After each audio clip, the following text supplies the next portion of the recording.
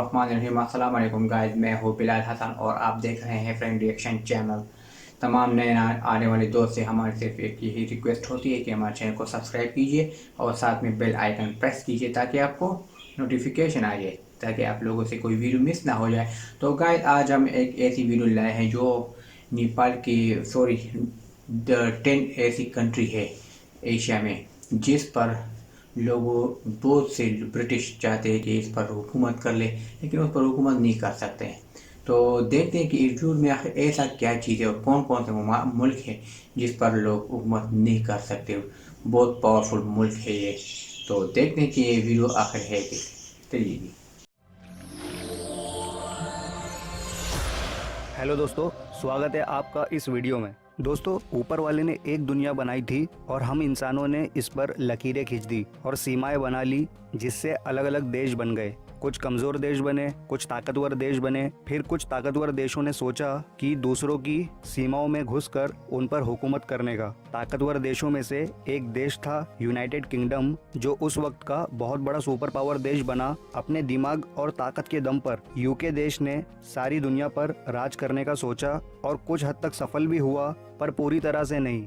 दुनिया में कुछ देश ऐसे भी थे जिनका जियोग्राफिकल एरिया ऐसा था कि उन पर हमला नहीं किया जा सकता था, और कुछ देश बहुत बहादुर थे। उन देश के लोगों ने अंग्रेज़ों को अपने देश में घुसने ही नहीं दिया। दुनिया में कुल 22 देश ऐसे हैं जिन पर अंग्रेज़ कभी हुकूमत नहीं कर पाए। दोस्तों, सारे 22 देशों के बारे में तो डिस्कस नहीं करूँगा, वीडियो बहुत बड़ी हो जाएगी। इनमें से 10 देशों के बारे में हम जानेंगे। तो चलिए शुरू करते हैं। दोस्तों, अगर आपने इस चैनल को सब्सक्राइब नहीं किया है तो कर लीजिए और बगल वाले बेल आइकन को भी दबा देना। इस लिस्ट की 10th पोजीशन पर है कोरिया। वैसे आज के वक्त कोरिया 2 हिस्सों में बटा हुआ है, नॉर्थ कोरिया और साउथ कोरिया।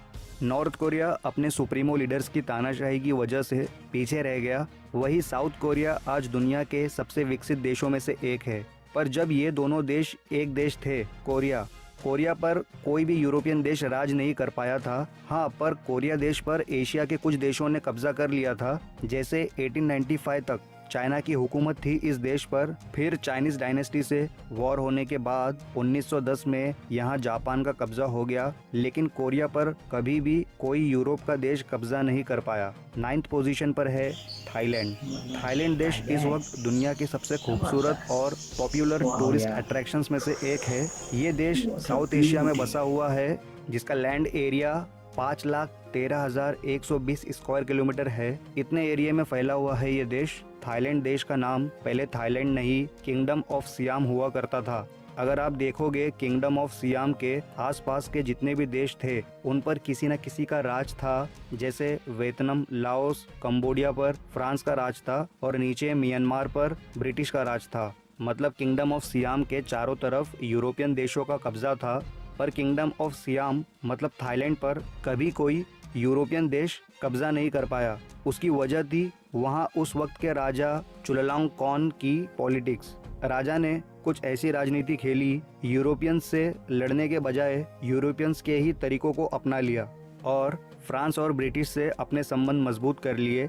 अच्छी दोस्ती की वजह से कोई भी यूरोपियन देश किंगडम ऑफ सियाम पर कब्जा नहीं कर सका। 8th पोजीशन पर है चाइना। इस वक्त चाइना दुनिया के सबसे ताकतवर देशों में से एक है, और जब यूरोपियन देश दूसरे देशों पर अपना कब्जा जमा रहे थे तब भी चाइना बहुत ताकतवर देश था।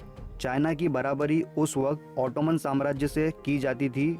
उसकी वजह थी चाइना की बहुत बड़ी आर्मी। इतनी बड़ी आर्मी की वजह से यूरोपियन देश चाइना से घबराया करते थे, पर ऐसा नहीं है कि यूरोपियन देशों ने चाइना पर हमला नहीं किया।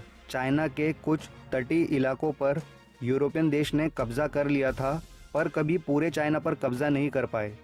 7th पोजीशन पर है सऊदी अरेबिया। सऊदी अरेबिया भी एक ऐसा देश है जिस पर ब्रिटिशर्स का कभी कब्जा नहीं रहा है। ये देश साउथ वेस्ट एशिया, जिसे मिडिल ईस्ट भी कहते हैं, यहाँ बसा हुआ है, जिसका लैंड एरिया करीब 21,50,000 स्क्वायर किलोमीटर है। सऊदी अरेबिया पर 16वीं सदी से ऑटोमन अम्पायर की हुकूमत थी, जो अपने वक्त का सबसे ताकतवर अम्पायर था। यही वजह थी कि यूरोपियन देश सऊदी पर राज नहीं कर पाए।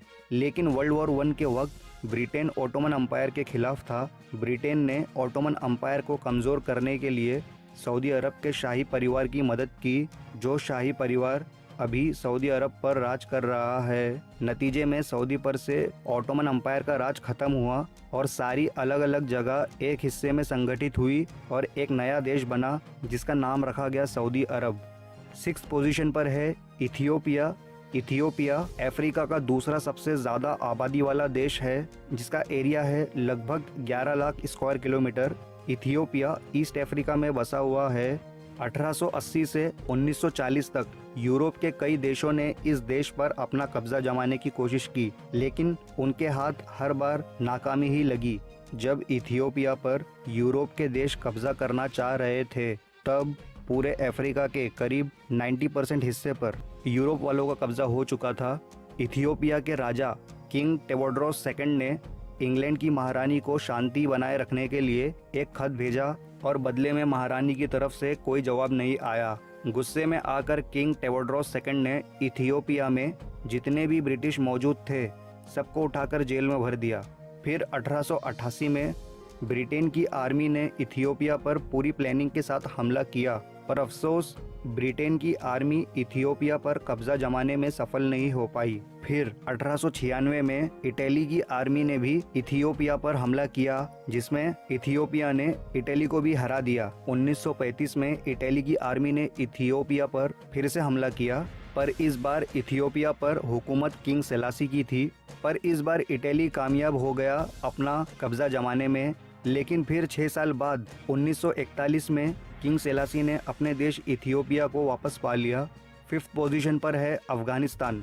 अफगानिस्तान देश हमेशा से ब्रिटिश और रशियन इन्वेडर्स की नज़र में था। ब्रिटिश और रशिया दोनों भी अफगानिस्तान पर कब्जा करना चाहते थे और ये बात अफगानिस्तान को बखूबी पता थी कि उसके ऊपर हमला होने वाला है या हमला हो सकता है। 1839 में पहले एंग्लो अफगान वॉर में अफगानियों ने ब्रिटिश आर्मी को हरा दिया, लेकिन ब्रिटिश आर्मी आदत से मजबूर थी। फिर 1878 में ब्रिटिश आर्मी ने फिर से हमला किया। ये जंग 2 साल तक चली, पर इस बार ब्रिटिशर्स जीते, लेकिन अफगानिस्तान पर पूरी हुकूमत नहीं की। अफगानिस्तान के विदेशी मामलों पर ब्रिटिशर्स ने अपना हक जमा लिया और घरेलू मामलों पर सारा अधिकार अफगानिस्तान का ही रहने दिया। 4th पोजीशन पर है ईरान। ईरान एक वक्त में पर्शियन अम्पायर का हिस्सा था। ईरान देश पर भी अफगानिस्तान की ही तरह ब्रिटिश और रशियन इन्वेडर्स की नज़र बनी हुई थी। पर्शियन अम्पायर के नॉर्थ का कभी जो हिस्सा हुआ करता था उस पर रशिया ने कब्जा कर लिया था, जो आज के वक्त एक आज़ाद देश है जिसका नाम है तुर्कमेनिस्तान। लेकिन उस वक्त ईरान के ज़्यादातर हिस्से पर कजार डायनेस्टी का राज था। कजार डायनेस्टी ने यूरोपियन बैंकों से बड़े बड़े लोन लिए थे और वो ये लोन चुका नहीं पाए। इसलिए ब्रिटिशर्स ने कहा, हम तुम्हारे कमाई के जरियों पर कंट्रोल करेंगे और पूरे देश के इनकम का कुछ हिस्सा लेंगे। लेकिन पर्शियन अम्पायर ने ब्रिटिशर्स की इस बात को पूरी तरह से नकार दिया।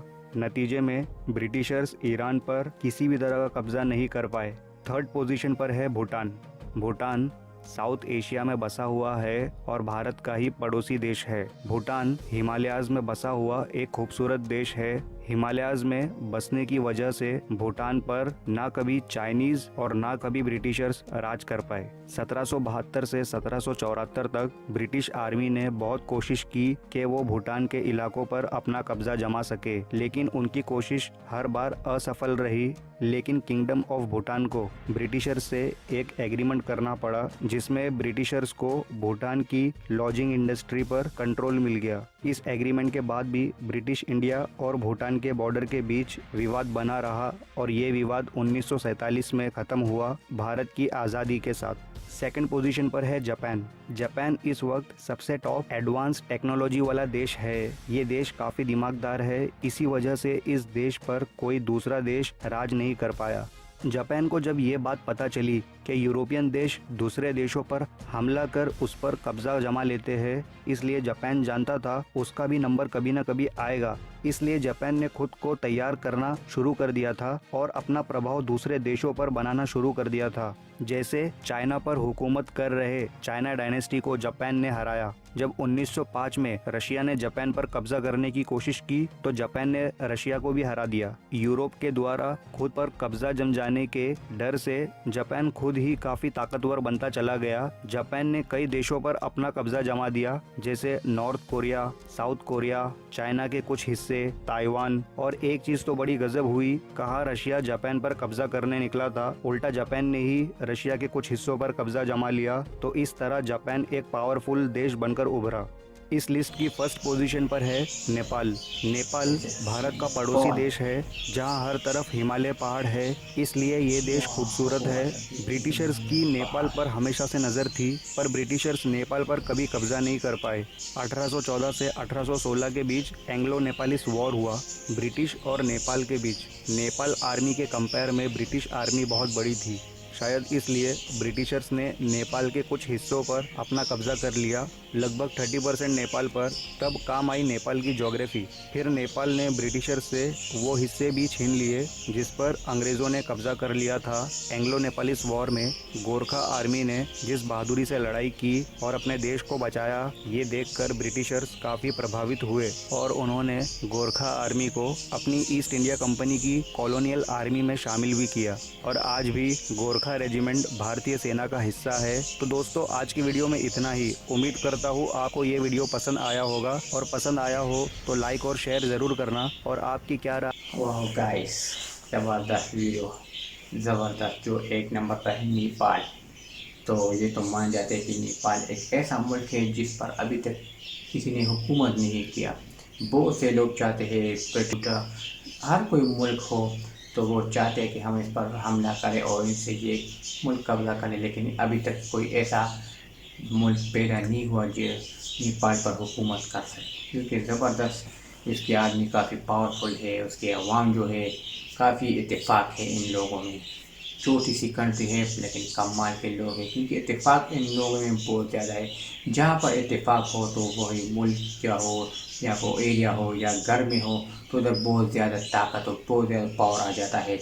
तो अगर एक घर में भाई भी हो, 3-4 भाई हो, अगर वो इत्तेफाक से रहे तो ये तो यकीन बात है कि वो घर ज़बरदस्त सोना बन जाता है, बहुत तरीके पर चल जाते हैं। अगर बेइत्तेफाक आ जाए तो हर चीज़ ख़त्म हो जाता है। तो आप भी अपने कमेंट में राय दीजिए मुझे कि ये वीडियो आपको लगी कैसी है, क्योंकि कमाल की वीडियो दिखती है। तो ज़रूर बताइए कमेंट में कि आप किस मुल्क से हैं, और बताइए कि कौन सा मुल्क आपको अच्छा लगा। तो इंशाल्लाह मिलेंगे गाइस नेक्स्ट वीडियो में, लेकिन जाने से पहले मैं आपसे रिक्वेस्ट करता हूँ कि हमारे चैनल को सब्सक्राइब कीजिए और साथ में बेल आइकन प्रेस कीजिए ताकि आप लोगों से कोई वीडियो मिस ना हो जाए और नोटिफिकेशन आपको बर वक्त मिल सके। तो इंशाल्लाह गाइस मिलेंगे नेक्स्ट वीडियो में, तब तक इजाज़त चाहता हूँ। अल्लाह हाफ़िज़।